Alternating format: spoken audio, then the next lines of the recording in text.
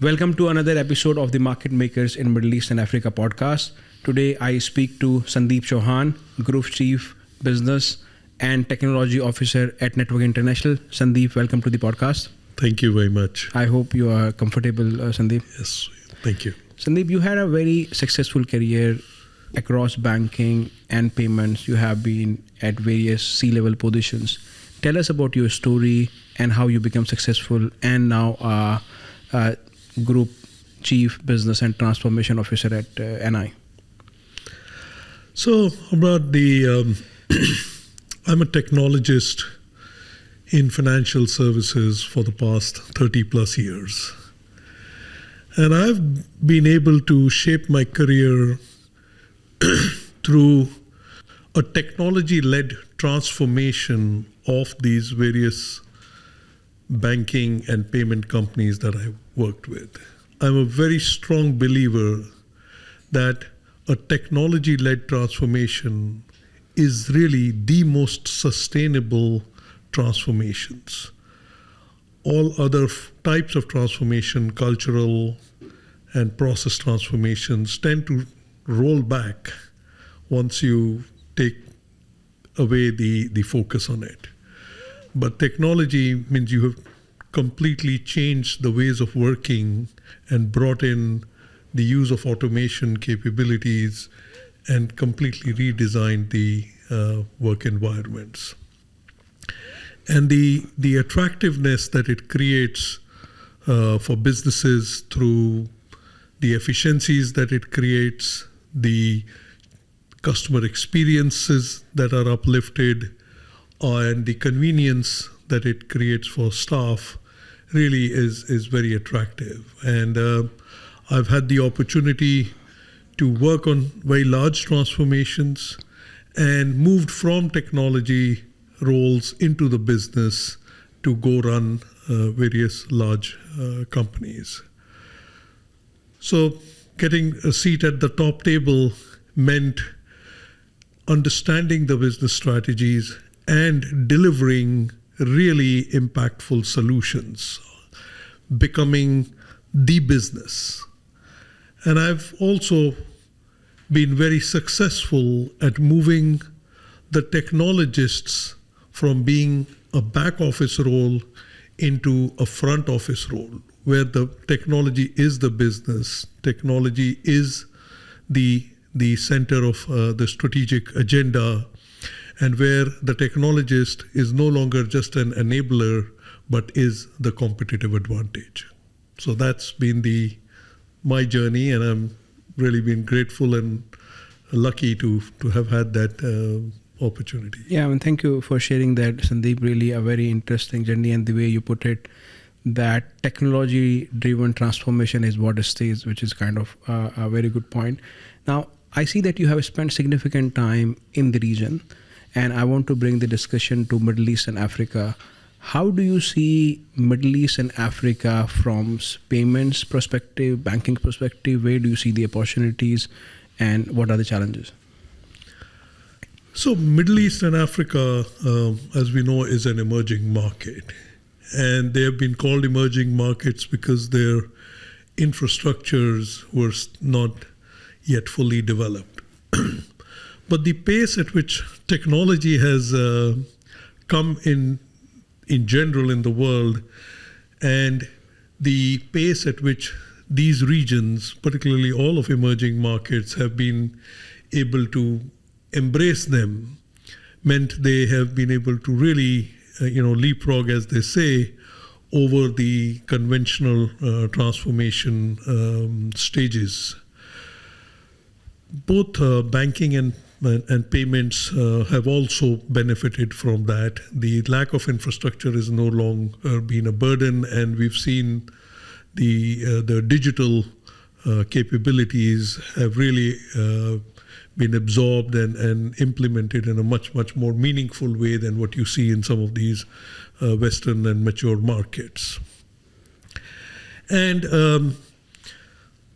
the emerging market leadership has been hugely responsible for being bold and courageous and visionary in making the investments, making the effort to learn the power of what these new age technologies bring in, and help take their nations to the next level. And today it's no secret here in the UAE, we are blessed to have some of the most visionary leaders from around the world running the nation and truly transforming the society, the commercial infrastructure, and really delivering world-class experiences to its citizens and its corporates. So that's been again, we are lucky to be here, and I say the whole region is very, very progressive across Middle East and Africa. There are differences based upon the social and political and the economic considerations, which means things happen at a different pace. But we can talk about that. Yeah, Sandeep, you mentioned that because it's an emerging market, so definitely there are a lot of opportunities. But I think this brings a different kind of challenges as well compared to the mature market. So what are those challenges that you see in Middle East and Africa from payments perspective or from banking perspective, and how the executives like yourself or the entrepreneurs can overcome them? So the challenge really are around skills. We do recognize that abundance of skills is not yet available, and I do feel the governments and the commercial organizations are working really very hard to make it an attractive destination for skilled individuals to come in and base themselves here. So skill is a problem. The second one is regulations, particularly in banking and the payments industry. The regulations have to be there in place to protect the consumers, and we are seeing, but that's a global problem, that the need to strengthen regulations, the pace at which technological capabilities are coming into the market are outstripping the pace at which they can be regulated. And that while that challenge always existed, the gap just got wider and more complex, if you may, because the variety of technologies and the multitude of issues that creates, I think, needs time to be looked at in a thoughtful manner and not just get lost into the hype cycles. Okay, thank you, Sandeep, for sharing that.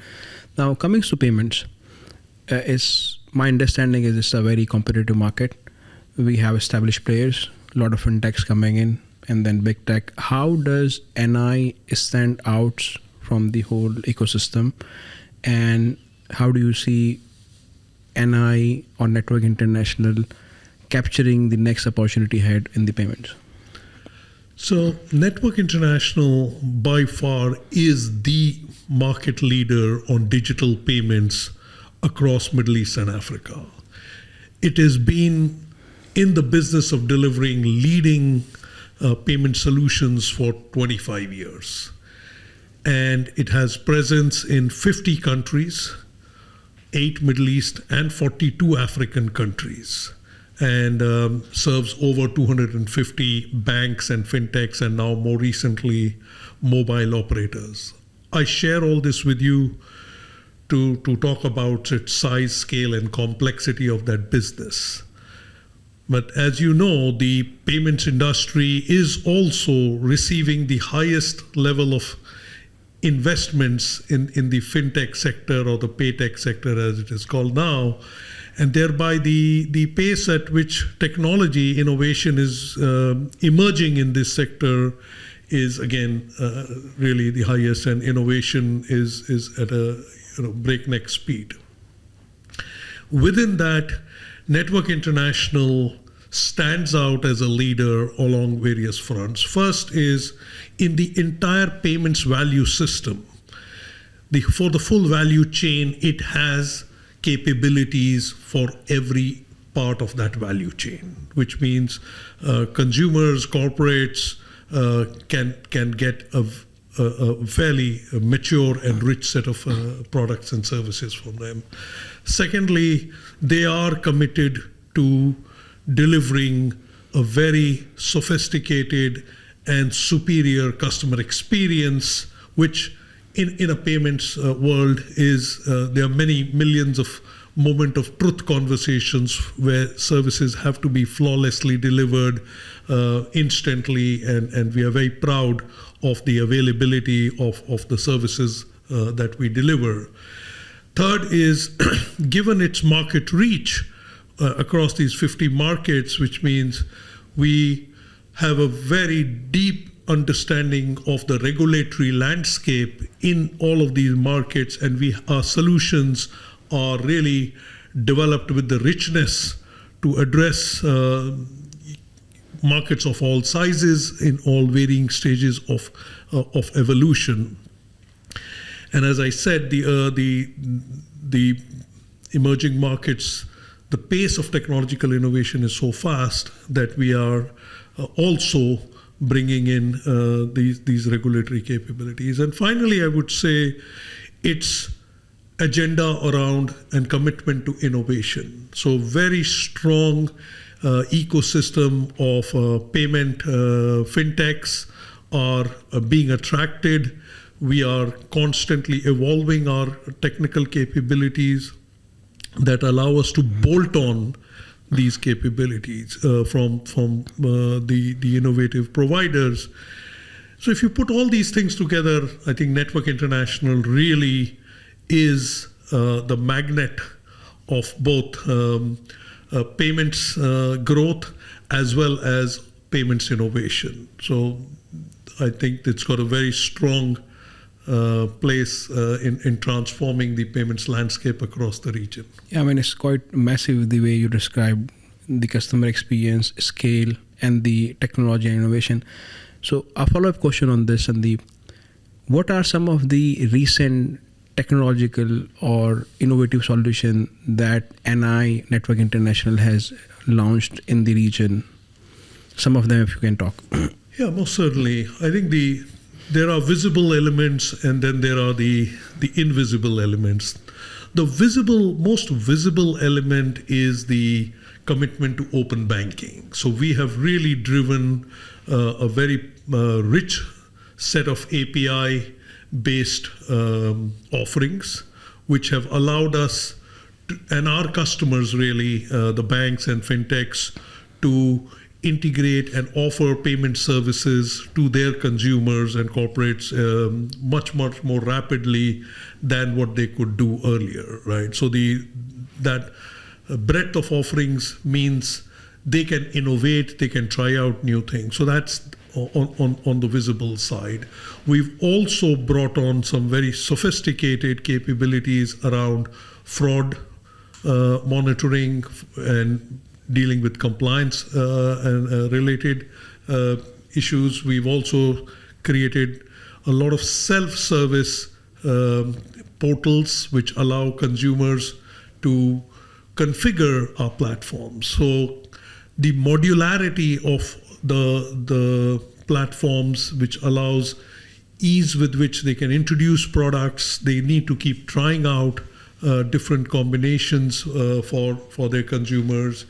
And I would say loyalty and loyalty capabilities is another very popular part of how our customers are going to market.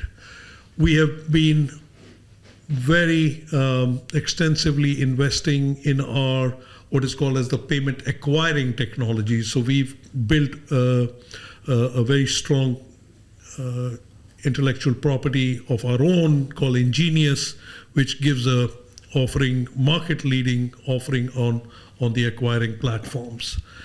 So those are some of the visible elements. And then there are a lot of invisible elements, which is we've gone ahead, made big investments into data and analytics. We have made big use and implemented AI capabilities that consume these data. We have been able to move our entire stack onto the cloud, and we are now, offering our capabilities on the cloud. We are bolting on very rich set of security and data protection capabilities. Of course, we need to remain compliant to not just regulators in these 50 markets, but also to global regulations around the various large MasterCard, Visa style schemes, as well as the ISO standards, the PCI DSS. So there are a whole lot of things that goes on in it's a very fast-paced industry that we are enhancing our overall capabilities, and we see our performance reflects that. We've had tremendous 40% year-on-year growth that shows that our capabilities are being embraced by the market in a very, very meaningful way. I mean, that's a very good growth. And as you mentioned, some of the visible things, and my question is on that, some of the invisible things. Security of data is quite critical to the customers and reliability of payment system. How does you as a CTO make sure that the data is secure and there is a reliability of payment systems and the availability is there? Yeah, the protecting customer data is our number one commitment to be in this business. As you can imagine, the number of people who try to break in is abnormally high. So a very well-developed program of information security related capabilities, which are addressing all the various layers of information security and data protection are in place. We also continuously adhere to the global standards that come out from the world's leading cyber and payment security agencies, the ISO 2200 standards, the PCI DSS standards that are in place, and many other lots of local regulatory bodies. We work with the national NISA, the National Electronic Security Agencies in the various countries we work with. So both the investments that are being made, I spoke about the use of AI in that space. We've also got external use of threat intelligence and threat protection companies that we have. So it allows us to both monitor, protect, and take care that the customer data and data privacy and our adherence to the GDPR, global data protection regulations, is also very strong. And we feel that this is an area that we will continue to invest as the new technologies come in, as one gets into the new worlds of blockchain and metaverse and what you have in the future. There will be a new set of threats that will emerge with that we'll continue to invest in. Yeah. I mean, I think, as you mentioned, innovation is very important. And this brings to my next question, which is, how do you see the future of payments? And how do the new technologies, AI or face recognition or IoT, how all of these things will impact it?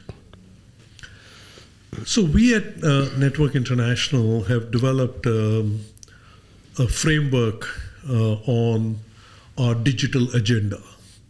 And to describe that framework, I would use the acronym of, it's a bit like a building blocks, and the acronym is A, B, C, D, E, and F, where A stands for AI, B stands for big data, C is for cloud, D for devices, E for ecosystems, and F for fintechs, fintech partnerships.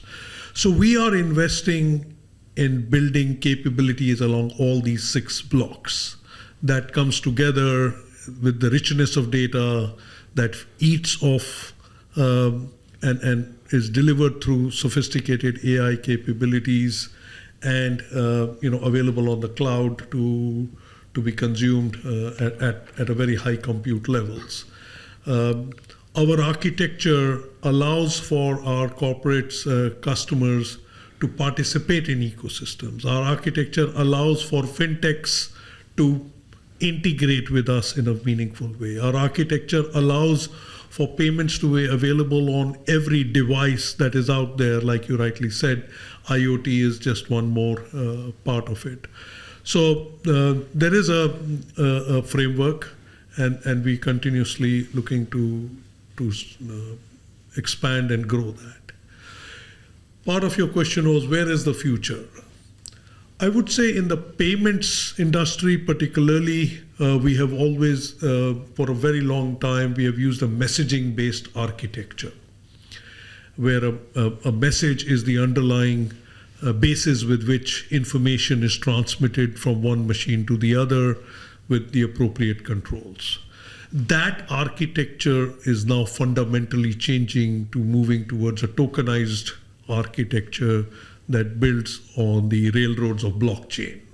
So tokenization of the transactions is really where the future lies. And I feel that we are making investments into building a tokenized transportation layer, which is way more secure, way more faster, way more ready for the new world of how commerce is going to get created in the future.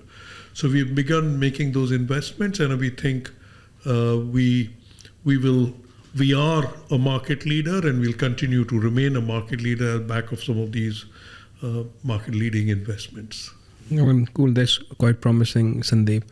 Now, coming to some of the things that are happening globally, mainly the companies like WhatsApp, the companies like Apple coming into the payments space.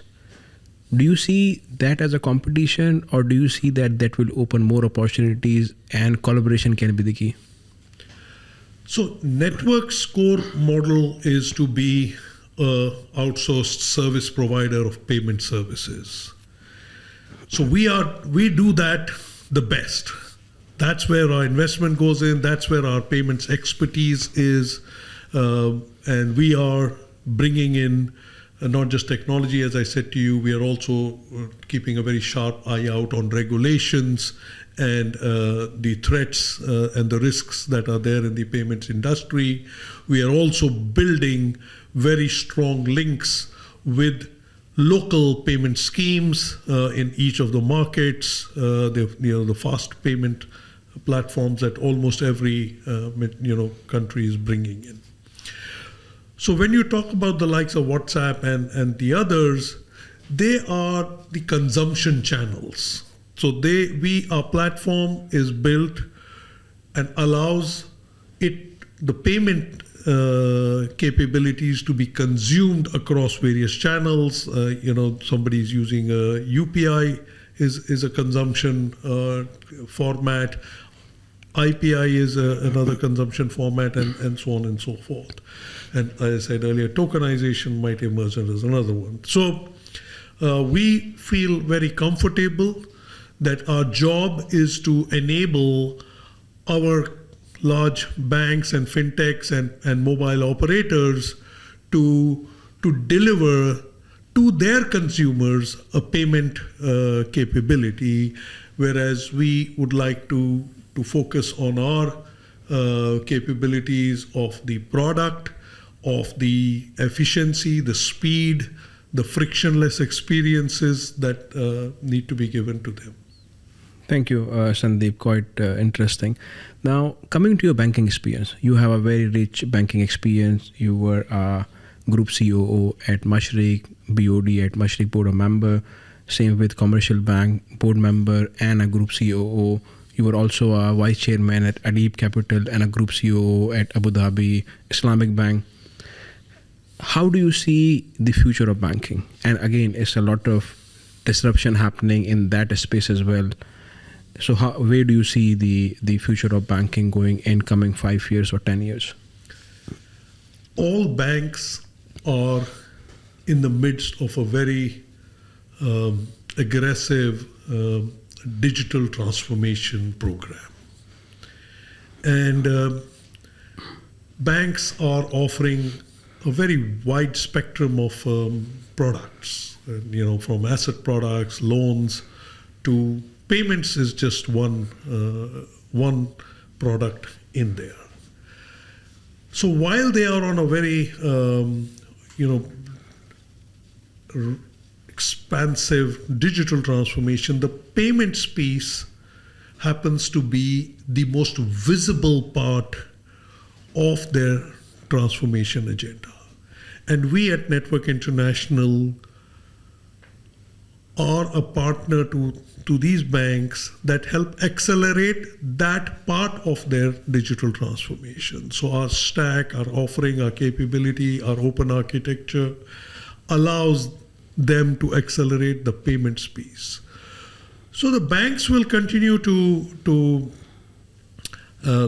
embrace all of these technologies that I spoke about earlier around the ABCD, and they will want to transform their customer experiences. They will want to find ways to drive efficiencies across their entire value chain. And I feel that the digital technologies that we are talking of today are delivering the promise. Customer is seeing the conveniences that are available to them through the use of the mobile. They are beginning to see the power of open banking land its promise. They are beginning to see the power of availability of data and the transparency of the data. And it's a journey. Different banks are at different levels of maturity on this transformation. And then has come along the fintech.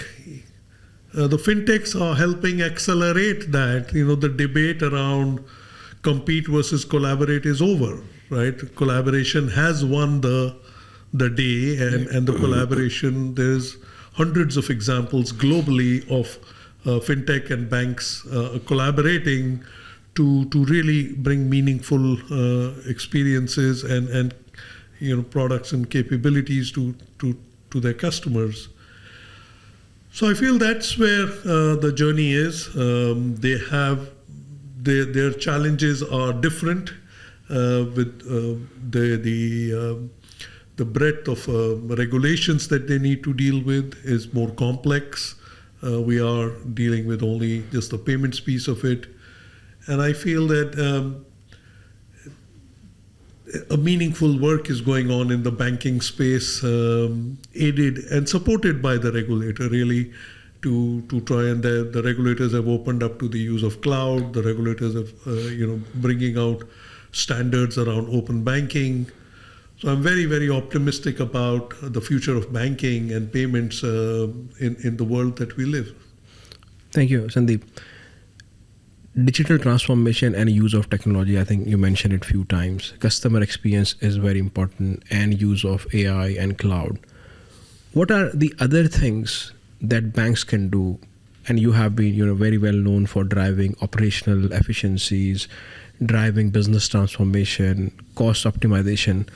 So what other things banks can do and to optimize their costs, to drive operational efficiencies? And what are the other important technology that they should use in this kind of environment to remain competitive? So I would say two things have emerged as the winners in a digital enterprise. So as all these banks are moving from conventional enterprises to becoming digital enterprises, And if you look around at other successful digital enterprises in other industry sectors. So the first one is data. And I would say the banks have begun to recognize the power of data, but they have not yet been able to sufficiently attract enough skilled data-driven to make it a data-driven organization. And the use of data scientists and data analysts, etc., is not sufficiently widespread. It still seems to be a data center of excellence, whereas a digital enterprise thrives on how it consumes data, not just generates data, but how they make some meaningful use of that data at not just the technical tools, but the data literacy of its executives and the operating staff is vital for them to continue to take the journey on efficiency, experiences, and even revenue growth.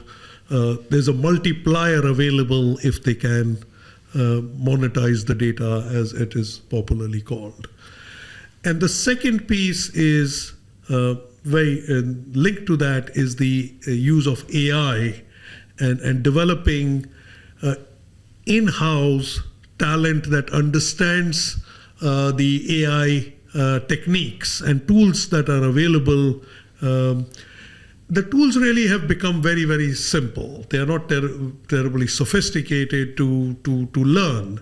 But the banks need to build again that internal talent capability, both right from the boardroom to the management teams, to understand the power of AI and bring those practices into what they do every day. I feel that journey is just starting. The technology in this case is once again ready with the solutions.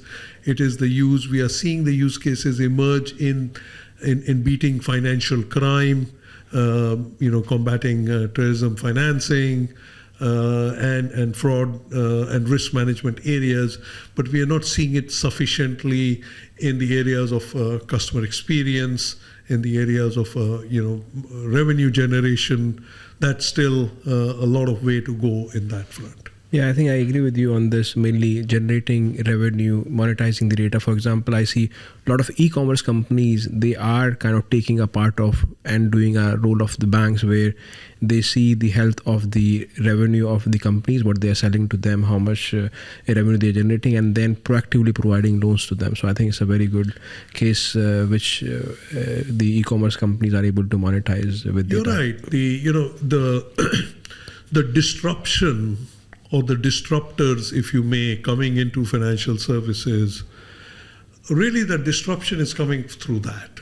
You spoke about how e-commerce companies are showing a much better understanding of data and AI.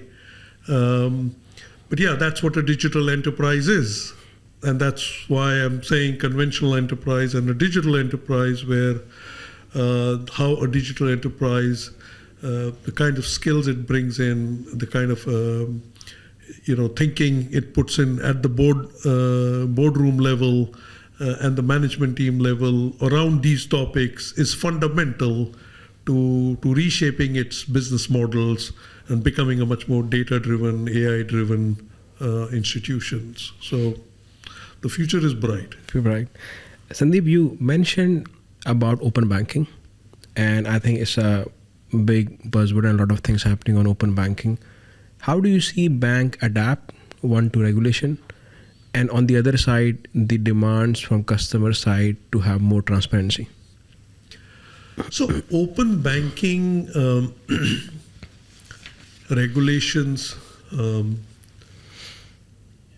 have arrived in a fairly sensible manner. So that's the good news, that the work that started in PSD2, etc., laid a very good foundation for creating standards around open banking, and regulators around the world have been fairly organized amongst themselves to begin to write out those regulations and protect the consumer data that gets exposed in the open world.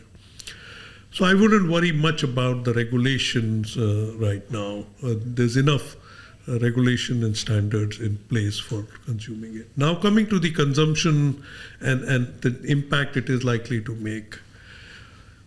It is the underlying capability that is driving what is called as an ecosystem play. So there are lots of ecosystems that have emerged in a digital world. A real estate ecosystem, or a healthcare ecosystem, or a wealth management ecosystem, and so on and so forth.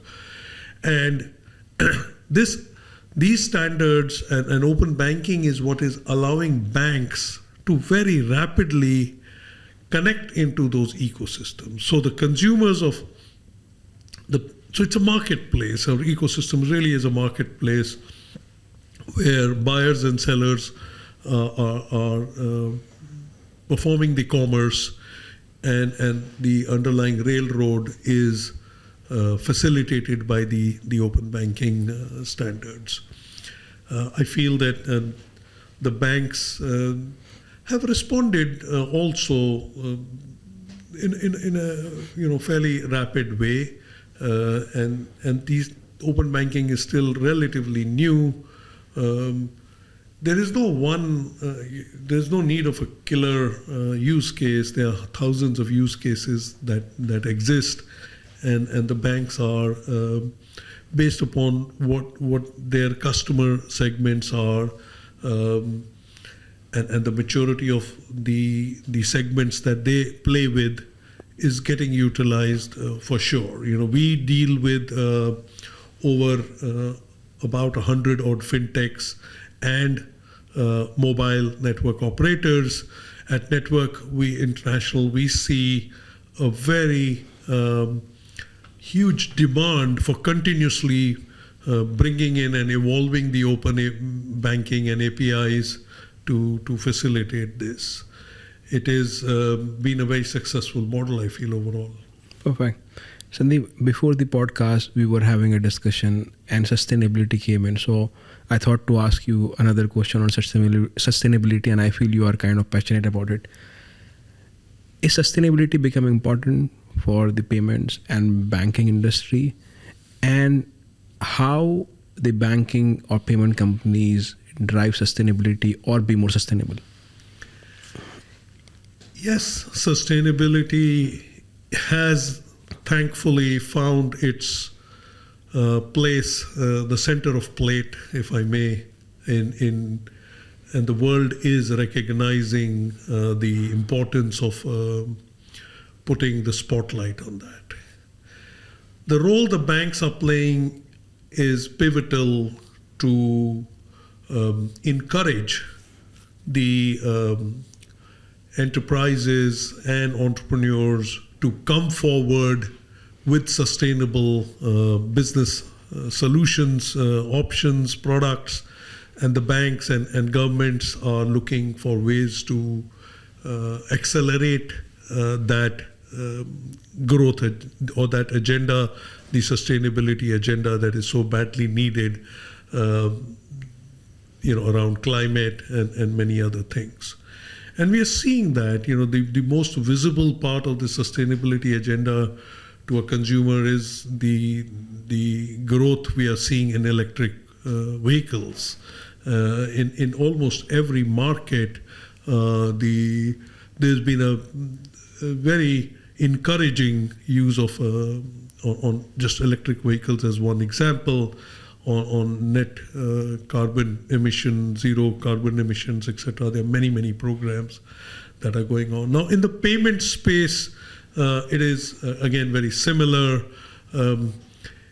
It is the point at which the money leaves or enters an institution, and the payment providers like us are committed to promoting companies that are, and we work with a lot of SMEs and in the acquiring business and the merchants that are doing work around sustainability and encouraging them to join these payment, or ecosystems.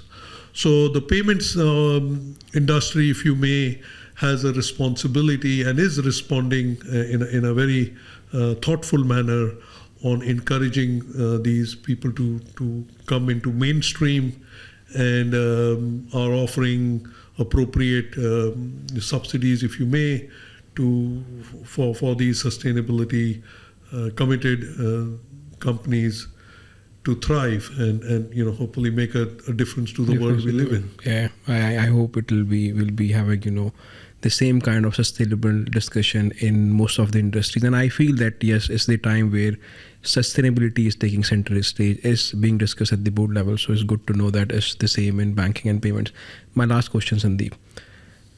What are the good things of being a group chief business transformation and a technology officer, and what are the things that you love most in your job?